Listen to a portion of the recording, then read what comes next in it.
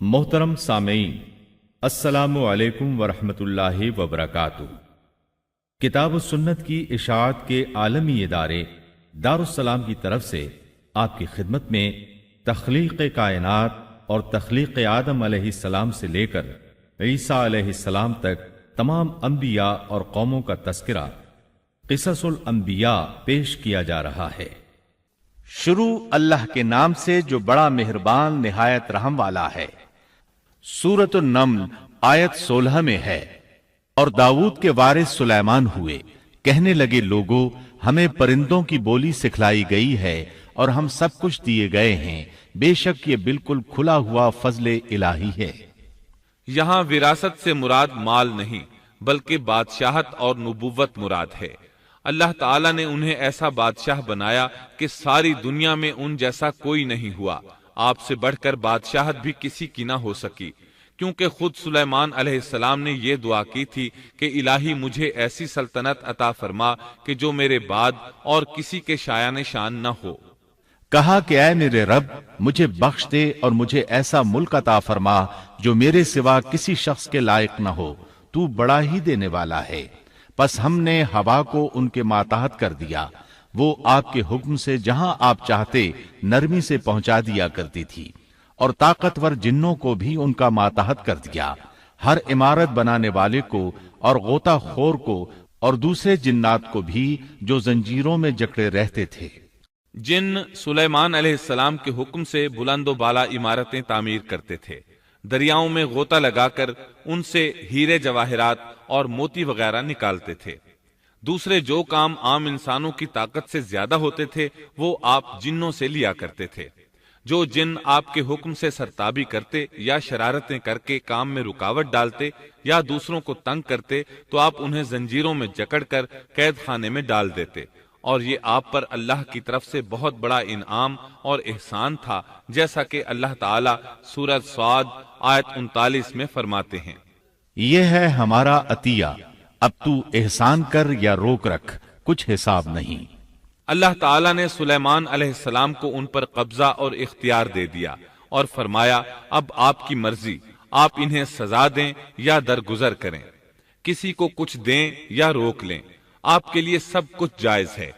दूसरे मकाम पर अल्लाह ताला सूरह सबा आयत 12 में फरमाते हैं, और उसके रब के हुक्म से बास जिन्नात उसकी माताहती में उसके सामने काम करते थे, और उनमें से जो भी हमारे हुक्म से सरकशी करे हम उसे भड़कती हुई आग के अजाब का मजा चखाएंगे। इस तरह अल्लाह ताला सूरह सबा आयत 13 में फरमाते हैं, जो कुछ सुलेमान चाहते जिन्नात वो तैयार कर देते, मसलन कले, मुजस्समे और हौजों जैसे प्याले और चूल्हों पर जमी हुई मजबूत देगे। ऐ आले दाऊद, इसके शुक्रिये में नेक अमल करो, मेरे बंदों में से शुक्रगुजार कम ही हैं। यानी जिन्नात सुलेमान अलैहिस्सलाम के हुक्म के मुताबिक बड़े बड़े महल, मसाजिद, कले, मुख्तलिफ मसाजिद के मॉडल या सीनरियों के मॉडल, बड़े बड़े थाल और इतनी बड़ी देगें बनाते थे जो बोझल और नक्लो हमल के काबिल न होने की वजह से किसी खास मकाम पर नस्ब कर दी जाती थी। और ये आप पर अल्लाह ताला का अजीम एहसान था। इसके अलावा दीगर मोजिजात से भी अल्लाह ताला ने आपको सरफराज फरमाया था, जैसा कि सूरतुल अंबिया आयत 82 में अल्लाह ताला फरमाते हैं, इसी तरह बहुत से शयातीन भी हमने उसके ताबे किए थे जो उसके फरमान से गोता लगाते थे, और इसके सिवा भी बहुत से काम करते थे। उनके निगहबान हम ही थे। ये तमाम इख्तिदार अल्लाह ताला ने आपको अता किया था। आपके मोजजात में से एक मोजजा ये भी था कि हवा आपके लिए मुसख्खर यानी मुती और फर्मा बरदार थी। अल्लाह ताला सूरह स्वाद आयत 36 में फरमाते हैं, बस हमने हवा को उनके माताहत कर दिया, वो आपके हुक्म से जहां आप चाहते नरमी से पहुंचा दिया करती थी।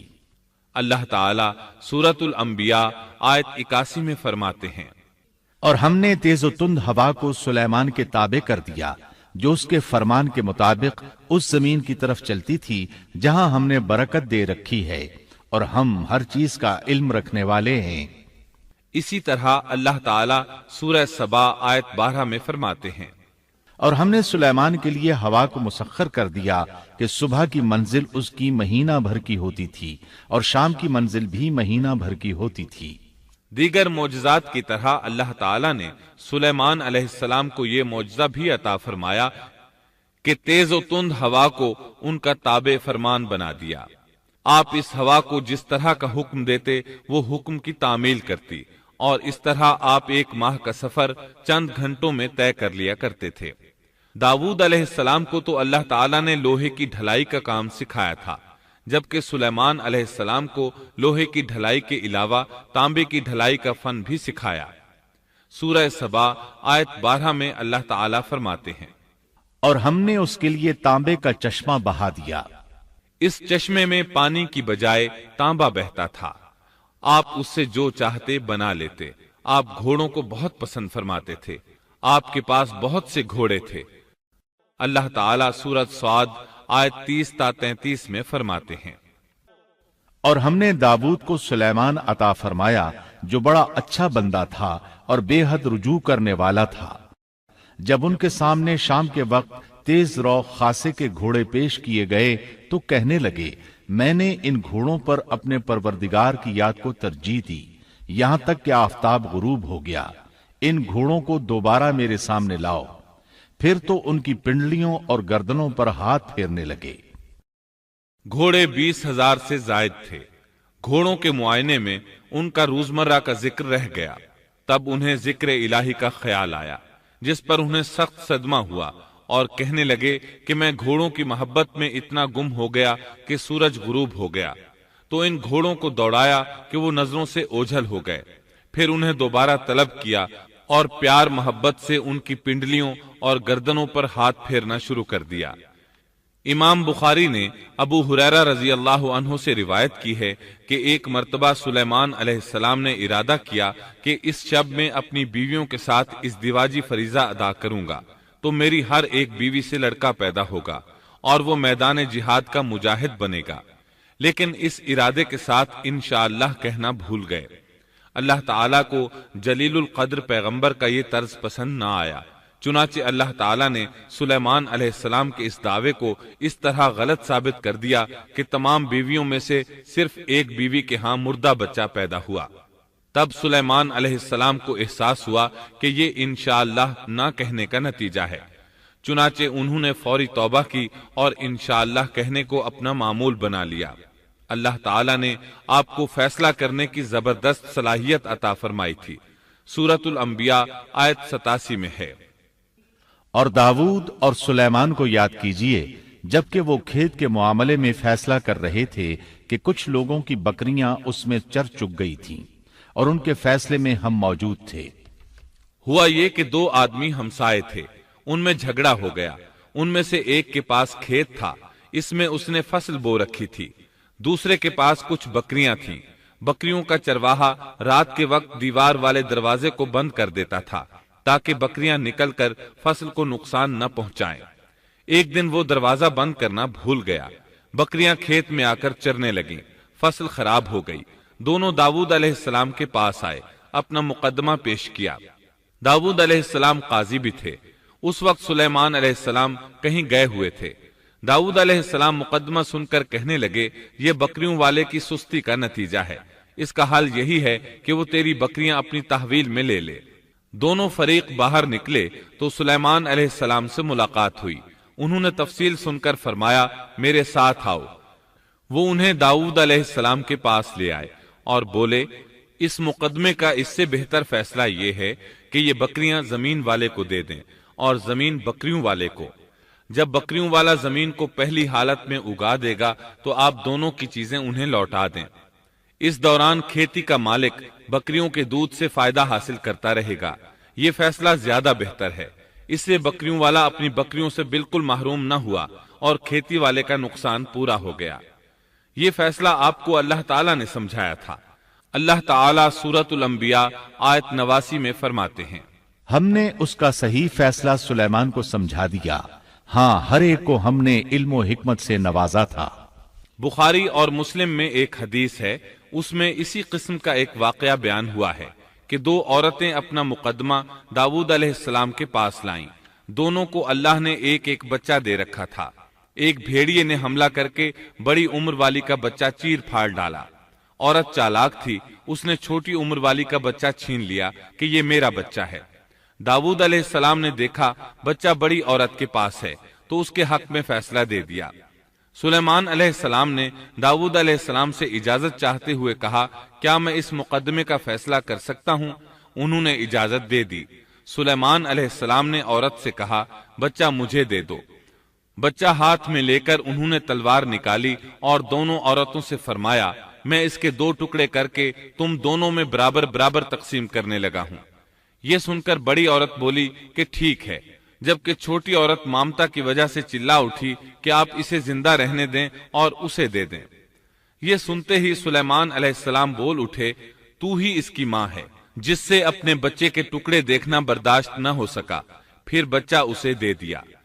سلیمان علیہ السلام کا ایک تیسرا واقعہ قرآن میں یوں ہے، سورۃ النمل آیت 17 اور 18 میں ہے، اور سلیمان کے سامنے ان کے تمام لشکر جنات، انسان اور پرندوں میں سے جمع کیے گئے، ہر قسم الگ الگ کھڑی کر دی گئی۔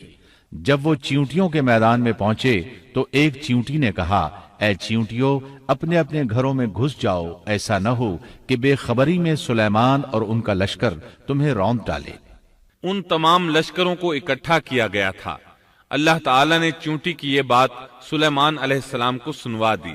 سورہ نمل آیت 19 میں ہے، اس کی اس بات پر سلیمان مسکرا کر ہنس پڑے اور دعا کرنے لگے کہ اے پروردگار، تو مجھے توفیق دے کہ میں تیری ان نعمتوں کا شکر بجا لاؤں جو تو نے مجھ پر انعام کی ہیں، اور میں ایسے نیک اعمال کرتا رہوں جن سے تو خوش رہے، اور مجھے اپنی رحمت سے نیک بندوں میں شامل فرما۔ آپ کا ایک واقعہ ملکہ بلقیس کے ساتھ پیش آیا۔ سورہ نمل آیت 20 تا 25 میں ہے، آپ نے پرندوں کی دیکھ بھال کی اور فرمانے لگے، کیا بات ہے کہ ہدہد نظر نہیں آ رہا؟ کیا وہ واقعی غیر حاضر ہے؟ یقیناً میں اسے سخت سزا دوں گا یا اسے ذبح کر ڈالوں گا، یا وہ میرے سامنے کوئی معقول وجہ بیان کرے۔ کچھ زیادہ دیر نہ گزری تھی کہ اس نے آ کر کہا، میں ایک ایسی خبر لایا ہوں کہ آپ کو اس کی خبر ہی نہیں، اور میں سبا کی ایک سچی خبر آپ کے پاس لایا ہوں۔ میں نے دیکھا ہے کہ ان کی بادشاہ ایک عورت ہے جسے ہر قسم کی چیز سے کچھ نہ کچھ دیا گیا ہے، اور اس کا تخت بھی بڑا عظیم ہے۔ میں نے اسے اور اس کی قوم کو اللہ تعالیٰ کو چھوڑ کر سورج کو سجدہ کرتے ہوئے پایا ہے۔ شیطان نے ان کے کام مزین کر کے انہیں دکھلا کر سیدھے راستے سے ہٹا دیا ہے، پس وہ ہدایت پر نہیں آتے کہ اسی اللہ کو سجدہ کریں جو آسمانوں اور زمینوں کی پوشیدہ چیزوں کو باہر نکالتا ہے، اور جو کچھ تم چھپاتے اور ظاہر کرتے ہو وہ سب کچھ جانتا ہے۔ ہدہد نے اللہ تعالیٰ کی یہ صفت اس لیے بیان کی کہ یہ اپنی حس کے ذریعے زمین میں پانی والے حصے کا پتہ چلا لیتا ہے۔ سلیمان علیہ السلام کو بھی یہی ہدہد بتایا کرتا تھا کہ پانی کہاں ہے، پھر آپ جنات کے ذریعے پانی نکلواتے تھے۔ یہ اطلاع سن کر سلیمان علیہ السلام حیران ہوئے۔ آپ نے ہدہد سے کہا، ہم ابھی تمہاری بات کی تصدیق کر لیتے ہیں۔ سورہ نمل آیت 27 اور 28 میں ہے، سلیمان نے کہا، اب ہم دیکھیں گے کہ تو نے سچ کہا ہے یا تو جھوٹا ہے۔ میرے اس خط کو لے جا کر انہیں دے دے، پھر ان کے پاس سے ہٹ آ اور دیکھ کہ وہ کیا جواب دیتے ہیں۔ آپ نے ایک خط لکھ کر اسے دیا۔ ہدہد وہ خط لے کر ملکہ بلقیس کے محل پہنچا۔ خط اس کے سامنے گرا کر خود دیوار پر جا بیٹھا۔ خط دیکھ کر ملکہ بلقیس نے کہا، وہ کہنے لگی، اے سردارو، میری طرف ایک باوقت خط ڈالا گیا ہے جو سلیمان کی طرف سے ہے، اور جو بخشش کرنے والے مہربان اللہ کے نام سے شروع ہے، یہ کہ تم میرے سامنے سرکشی نہ کرو اور مسلمان بن کر میرے پاس آ جاؤ۔ اس نے کہا، اے میرے سردارو، تم میرے اس معاملے میں مجھے مشورہ دو۔ میں کسی امر کا قطعی فیصلہ جب تک تمہاری موجودگی اور رائے نہ ہو نہیں کیا کرتی۔ ان سب نے جواب دیا کہ ہم طاقت اور قوت والے، سخت لڑنے بھیڑنے والے ہیں، آگے آپ کو اختیار ہے، آپ خود ہی سوچ لیجئے کہ ہمیں آپ کیا کچھ حکم فرماتی ہیں۔ اس نے کہا کہ بادشاہ جب کسی بستی میں گھستے ہیں تو اسے اجاڑ دیتے ہیں اور وہاں کے باعزت لوگوں کو ذلیل کر دیتے ہیں، اور یہ لوگ بھی ایسا ہی کریں گے، میں انہیں ایک ہدیہ بھیجنے والی ہوں، پھر دیکھ لوں گی کہ قاصد کیا جواب لے کر لوٹتے ہیں۔ ملکہ بلقیس یہ اندازہ کرنا چاہتی تھی کہ سلیمان علیہ السلام کس قسم کے بادشاہ ہیں اور یہ کہ وہ ان کے خلاف لڑ سکیں گے یا نہیں۔ چنانچہ اس نے فلسطین کی طرف بے شمار تحائف روانہ کیے تاکہ لڑائی کی نوبت نہ آئے، لیکن جب یہ تحائف سلیمان علیہ السلام کے پاس پہنچے تو آپ غضبناک ہو گئے۔ پس جب قاصد سلیمان کے پاس پہنچا تو آپ نے فرمایا، کیا تم مال سے مجھے مدد دینا چاہتے ہو؟ مجھے تو میرے رب نے اس سے بہت بہتر دے رکھا ہے جو اس نے تمہیں دیا ہے، پس تم ہی اپنے تحفے سے خوش رہو۔ جا ان کی طرف واپس لوٹ جا، ہم ان کے مقابلے پر وہ لشکر لائیں گے جن کے سامنے پڑنے کی ان میں طاقت نہیں، اور ہم انہیں ذلیل و پست کر کے وہاں سے نکال باہر کریں گے۔ قاصد ان کا جواب سن کر اور یہ صورتحال دیکھ کر دہشت زدہ ہو گئے۔ انہوں نے بلقیس کے پاس جا کر ساری حقیقت بیان کر دی۔ ملکہ بلقیس نے انہیں پیغام بھجوایا کہ ہم اسلام قبول کرنے کے لیے تیار ہیں۔ سلیمان علیہ السلام تک اس کا پیغام پہنچا تو آپ اپنے درباریوں کی طرف متوجہ ہوئے۔ آپ نے فرمایا، اے سردارو، تم میں سے کوئی ہے جو ان کے مسلمان ہو کر پہنچنے سے پہلے ہی اس کا تخت مجھے لا دے؟ ایک قوی ہیکل جن کہنے لگا، آپ اپنی مجلس سے اٹھیں، اس سے پہلے میں اسے آپ کے پاس لا دیتا ہوں۔ یقین مانیے کہ میں اس پر قادر ہوں اور ہوں بھی امانت دار۔ جس کے پاس کتاب کا علم تھا وہ بول اٹھا کہ آپ پلک جھپکائیں، اس سے بھی پہلے میں اسے آپ کے پاس پہنچا سکتا ہوں۔ جب آپ نے اسے اپنے پاس موجود پایا تو فرمانے لگے، یہی میرے رب کا فضل ہے تاکہ وہ مجھے آزمائے کہ میں شکر گزاری کرتا ہوں یا ناشکری۔ شکر گزار اپنے ہی نفع کے لیے شکر گزاری کرتا ہے، اور جو ناشکری کرے تو میرا پروردگار بے پرواہ اور کرم کرنے والا ہے۔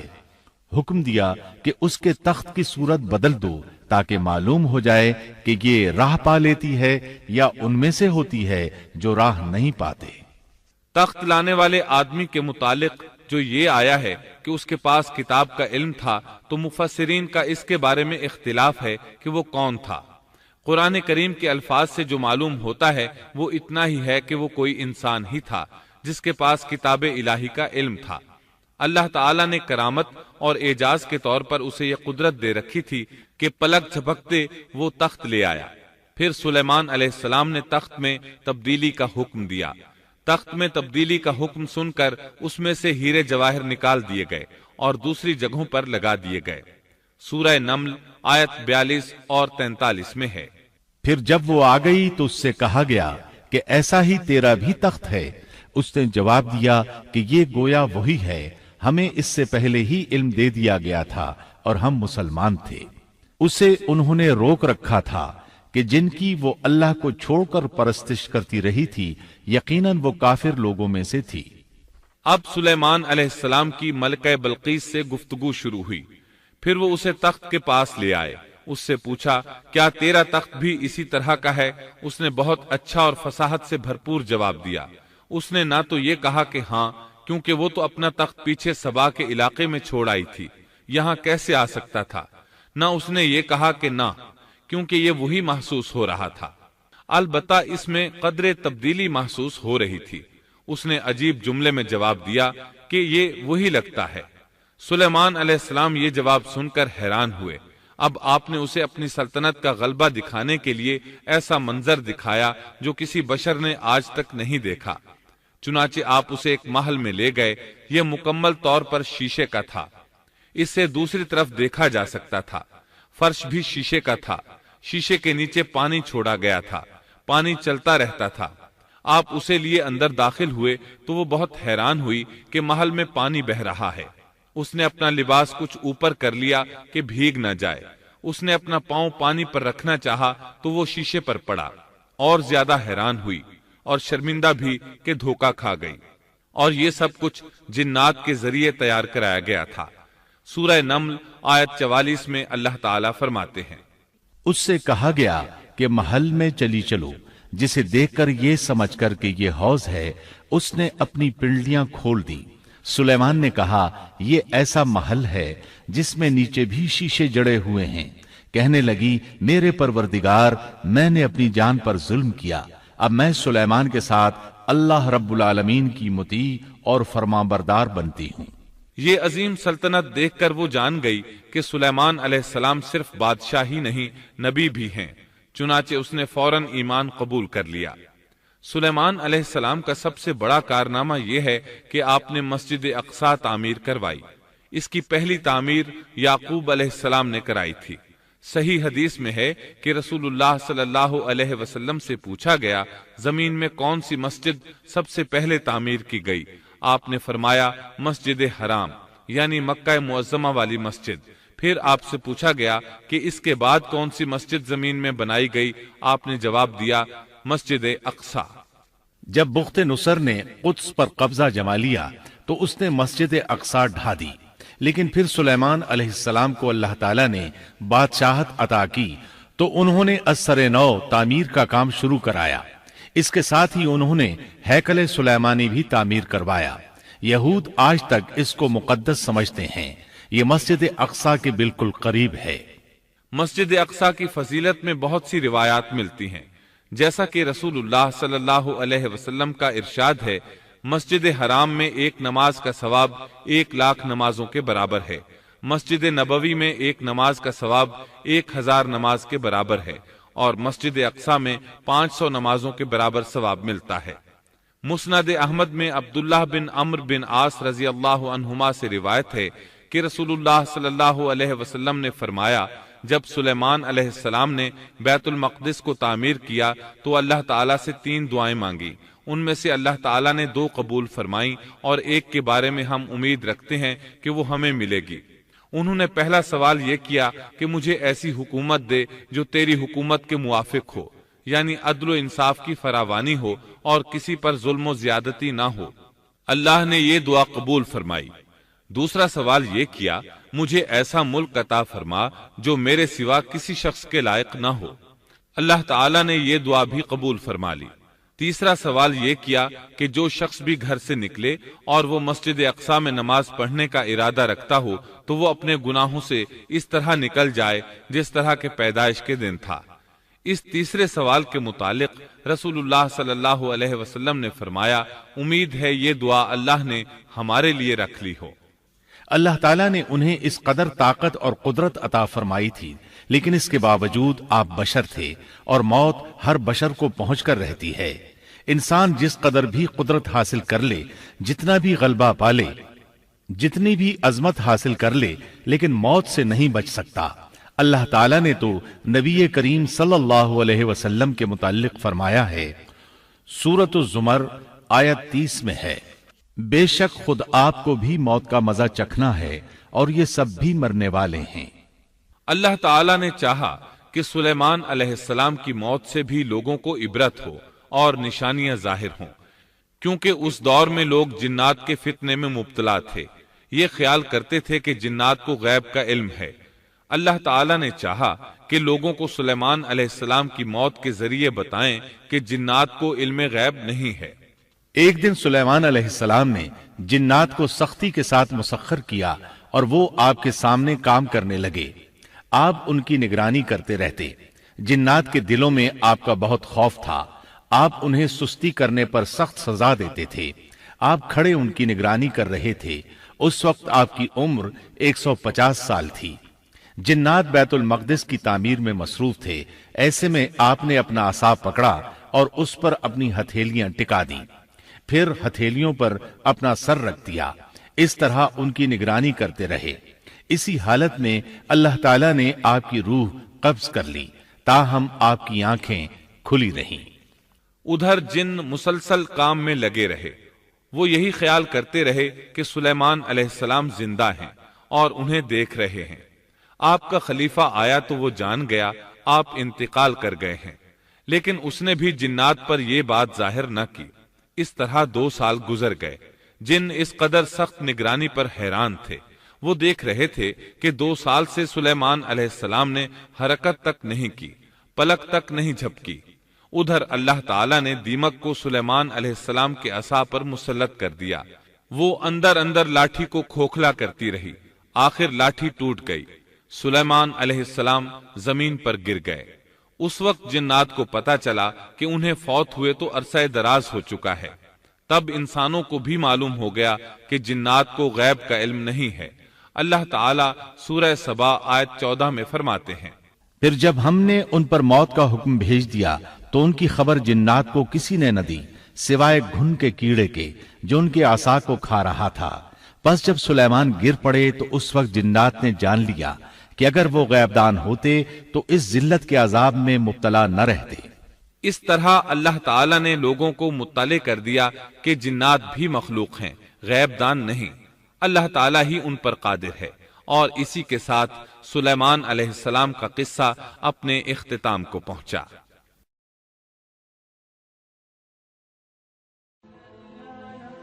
Thanks for watching. Don't forget to like, comment, share and subscribe to